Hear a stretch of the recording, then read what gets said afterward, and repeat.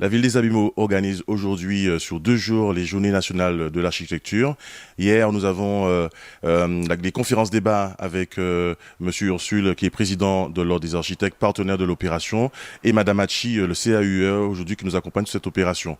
Opération que nous voulons inscrire durablement dans le temps, puisqu'aujourd'hui la ville des Abîmes voulait marquer sur son territoire les actions qu'elle a déjà réalisées, notamment avec la mangrove, mais aussi aller plus loin sur le plan architectural et paysager, notamment mettre en place une palette de couleurs qui pourra être une référence en termes architecturaux, mais aussi réintroduire des espèces au niveau de son territoire pour pouvoir donner des espaces de respiration à la population, puisque effectivement, nous savons que nous Guadeloupéens, nous aimons vivre à l'extérieur, nous aimons rencontrer nos voisins sous un manguier, sous un cocotier. Nous le voyons bien pour la Pâques. Et aujourd'hui, la ville tend à réconcilier l'urbain avec le monde de la nature. Et ça, Monsieur Ursule pourra nous en dire quelques mots. Donc en fait, c'est une de nos missions, c'est la mission de service public.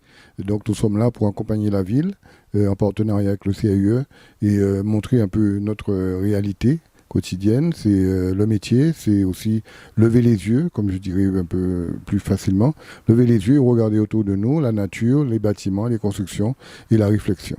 Je passe la parole à Florence. Bonjour, le CAUE, donc en fait le Conseil d'architecture, de l'urbanisme et de l'environnement, qui travaille aussi avec l'Ordre des architectes. Et donc nous travaillons en fait sur les ateliers pédagogiques que nous avons animés hier et aujourd'hui, en fait sur mon quartier, ma ville, et également la maison bioclimatique. Et donc en fait le concept des JNA, c'est vraiment de sensibiliser le jeune public sur cette thématique qui est l'architecture, et aussi d'intégrer aussi cette partie, on va dire, naturelle, le paysage, intégré dans ces espaces construits.